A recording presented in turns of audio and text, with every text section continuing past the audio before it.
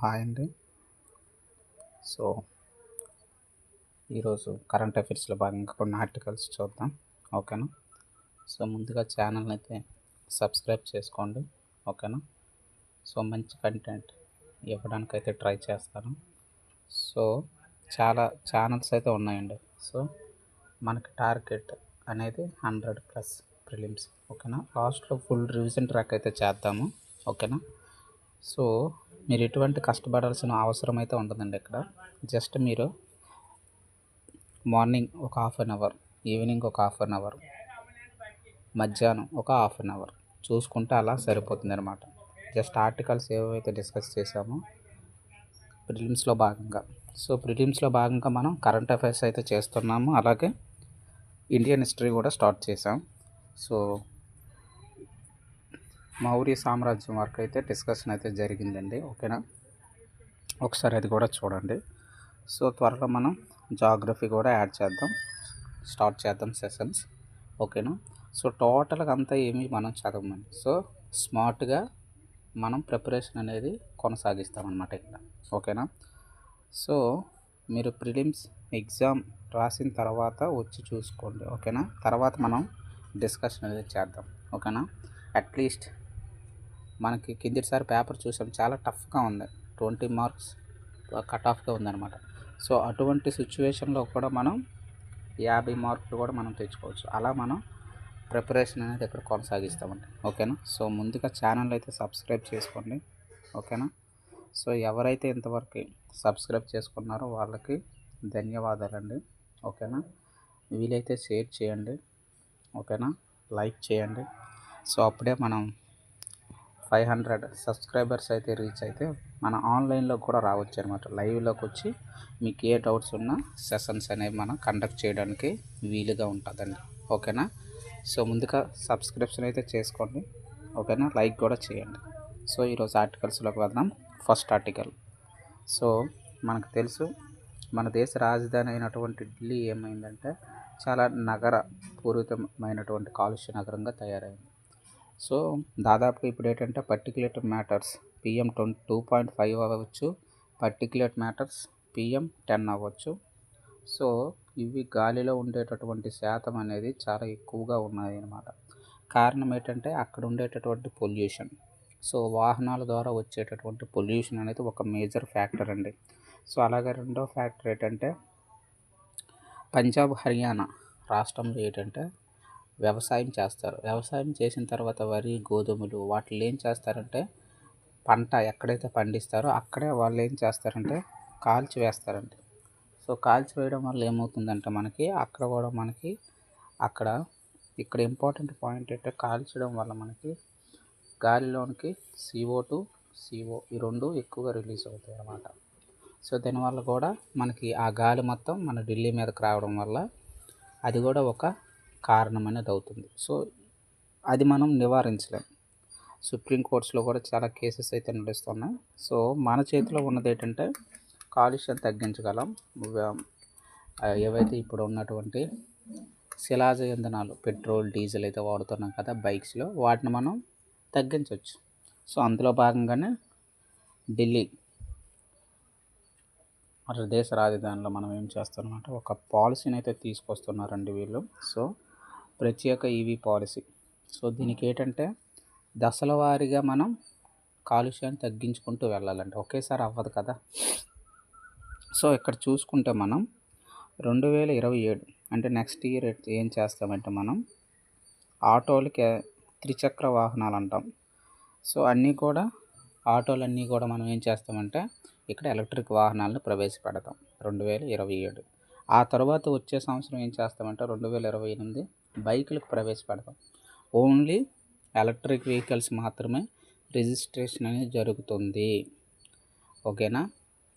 మనకి నార్మల్గా ఉండేటటువంటి వెహికల్స్, సాంప్రదాయ వాహనాలని రిజిస్ట్రేషన్ ఇక చెయ్యము అని మనకి పాలసీ అయితే చెప్తుందండి. అలాగా 2030కి ఏంటంటే కాలుష్యం అనేది లేనటువంటి మనకి దేశ రాజధానిని మేము నిర్మిస్తామనేసి అక్కడ ఉండేటటువంటి ప్రభుత్వం అయితే చెప్తుంది, ఢిల్లీ ప్రభుత్వం. ఇది దీనికి సంబంధించినటువంటిదండి. దీనిలో భాగంగా మనకు దీనికి బ్యాక్గ్రౌండ్గా చాలా ఆర్టికల్స్ మనం యాడ్ చేసుకోవాలి. యాక్ట్స్. సో ఇందులో భాగంగా ఇవి దేనికి సంబంధించినవి? ఇవి పర్యావరణానికి సంబంధించింది. కాబట్టి పర్యావరణానికి సంబంధించినవన్నీ ఆర్టికల్స్ లేదా యాక్ట్స్ అనేవి మనం ఇక్కడ యాడ్ చేసుకోవాలి. సో పర్యావరణ పరిరక్షణ చట్టం ఎప్పుడు తెచ్చుకున్నాం మనం? 1986లో. అలాగే అటవీ సంరక్షణ కూడా ఎప్పుడు తెచ్చుకున్నాం? 1980. అలాగే వాయు కాలుష్య నియంత్రణ ఎప్పుడు తెచ్చుకున్నాం మనం? 1981. ఇలా అన్ని ఆర్టికల్స్ని మనం లింకప్ చేసుకుంటూ చదువుకోవాలన్నమాట. మనకు ఎలాగో తెలుసు, వైల్డ్ లైఫ్ యాక్ట్, వన్యప్రాణి సంరక్షణ చట్టం 1972. సో ఇది కూడా తెచ్చుకున్నాం. సో ఈ యాక్ట్స్ అన్నీ మనం కరెక్ట్గా ఇంప్లిమెంటేషన్ అనేది చేయాలి. అలాగే మనం 2070 కల్లా ఏం చేయాలి? మన టార్గెట్ ఏంటి? నెట్ ఎమిషన్స్ అనేవి జీరో ఉండాలి. ఓకేనా? అది మన టార్గెట్. సో అలాగే 500 మెగావాట్స్ అనేది మనం ఏం చేయాలంటే 2030 కల్లా 50% ఇప్పుడు ఉత్పత్తి అవుతున్నటువంటి ఏవైతే కాలుష్య ఉద్గారాలు ఉన్నాయో రెన్యూబుల్ సోర్సెస్ని ఉపయోగించి మనం 500 మెగావాట్స్ అనేది జనరేట్ చేయాలి. ఓకేనా? ఇది మన టార్గెట్ అనమాట. సో అలాగా చాలా టార్గెట్స్ అయితే మనం పెట్టుకున్నాము. సో ఇవన్నీ కూడా దీనికి బ్యాక్ డ్రాప్లో మనం చదువుకోవాలి. సో నెక్స్ట్ వచ్చేసరికి మన ఏపీ కరెంట్ అఫైర్స్కి వచ్చేసరికి, సో ఆర్టీజీఎస్ అయితే సమీక్ష అయితే చేశారు, రియల్ టైం గవర్నింగ్ సిస్టమ్స్ భాగంగా. సో ఈవెన్ వాయిస్ మెసేజ్లు వచ్చిన ఫిర్యాదులు అయితే తీసుకోండి. ఓకేనా? ఫిర్యాదులు అయితే తీసుకోవాలి. సో ప్రజలకి సమగ్రమైనటువంటి పాలన అయితే అందించాలి. సో ఇటువంటి డిస్టర్బెన్స్ లేకుండా ఈ గవర్నెన్స్ అమలు చేయండి, స్మార్ట్గా వర్క్ చేయండి, సేవలు అయితే ఎక్కువగా ఇవ్వండి అనేసి మనకి సీఎం అయితే చెప్తున్నారండి ఇక్కడ.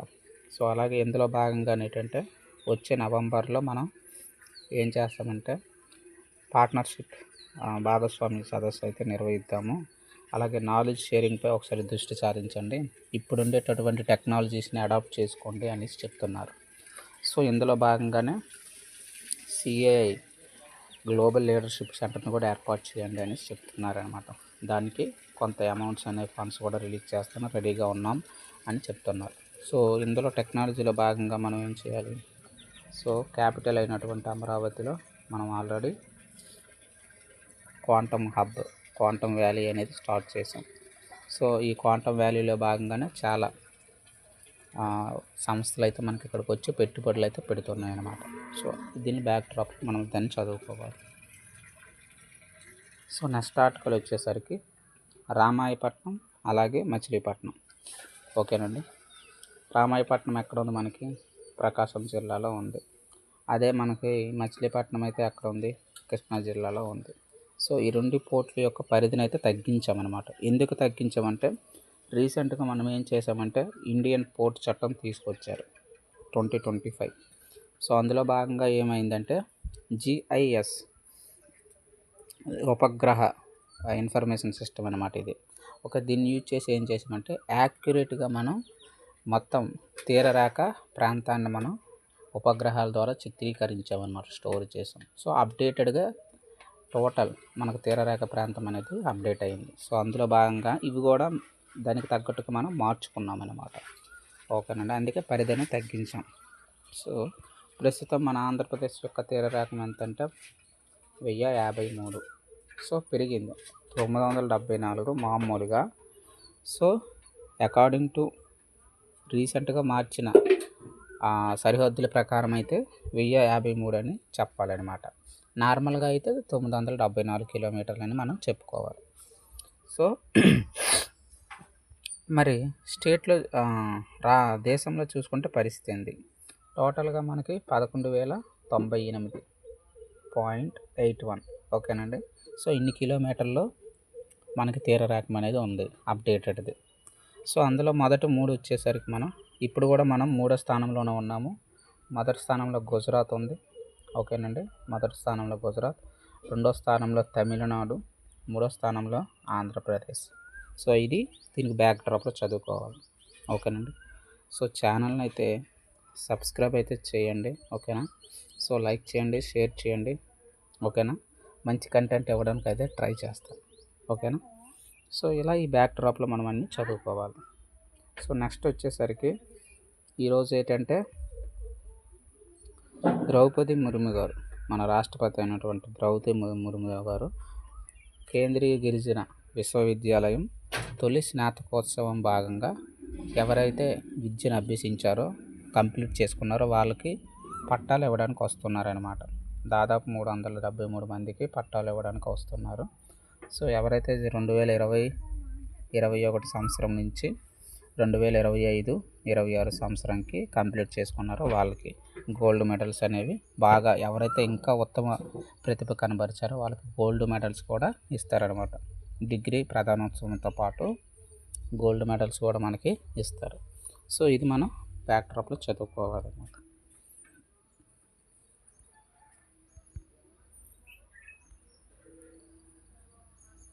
సో ఇది ఇంటర్నేషనల్ రిలేషన్స్లోకి వెళ్ళిపోతుందండి. సో ఓకేనా. సో ఈ ఆర్టికల్ ఏంటంటే చైనా గురించి. సో రీసెంట్గా మనకి రెహమాన్ బంగ్లా మనకి ప్రధాని, సో బంగ్లాదేశ్ ప్రధాని అనమాట. ఈయన ఏం చేశారంటే మనతో భాగస్వామ్యం కుదుర్చుకుంటామని చెప్పాడు, కానీ మనతో కుదుర్చుకోకుండా మనకు శత్రువుగా దేశమైనటువంటి చైనాతో, డ్రాగన్తో వీళ్ళు సంబంధాలు అనేవి నెలకొల్పుతున్నారనమాట. సో యాక్చువల్గా ఇక్కడ ఏమైందంటే వాళ్ళు చైనా అనేది చైనా దేశంలో పర్యటించారనమాట. ఎవరు? ఈ యొక్క రెహమాన్ అనేటటువంటి వ్యక్తి. సో మనం ఆల్రెడీ ఆహ్వానం పెట్టాం ఇండియా, సో మేమైతే డెవలప్ చేస్తాము అనేసి. ఏంటి డెవలప్ చేస్తామంటే అక్కడ ఆల్రెడీ మొంగ్లీ పోర్ట్ అనేది ఉందండి. సో మనకు ఇది బంగ్లాదేశ్ అనుకుంటే ఇక్కడ మొంగ్లీ పోర్ట్ అనేది ఒకటి ఉంది, ఓకేనా. సో ఈ మొంగ్లీ పోర్ట్లోనే ఏంటంటే సెజ్ అనేది ఏర్పాటు చేస్తున్నారు అనమాట. స్పెషల్ ఎకనామిక్ జోన్స్, ప్రత్యేక ఆర్థిక మండలి అన్నమాట, ఓకేనా. ఈ ప్రాజెక్ట్కి ఏంటంటే మేము డెవలప్ చేస్తాము, మేము ఫండ్స్ చేస్తామనేసి భారత్ అయితే ముందుకెళ్ళింది. కానీ వీళ్ళు ఏంటంటే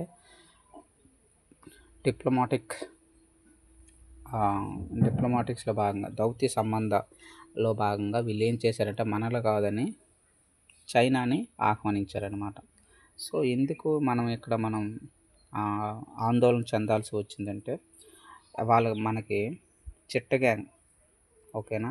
సో బంగ్లాదేశ్లో చిట్టగాంగ్ అనేది చాలా ఫస్ట్ అతిపెద్ద వాటర్ ఇవ్వండి. ఆ తర్వాత ఇదే ఈ మోంగ్లా పోర్ట్ అనేది మనకి రెండోది అనమాట.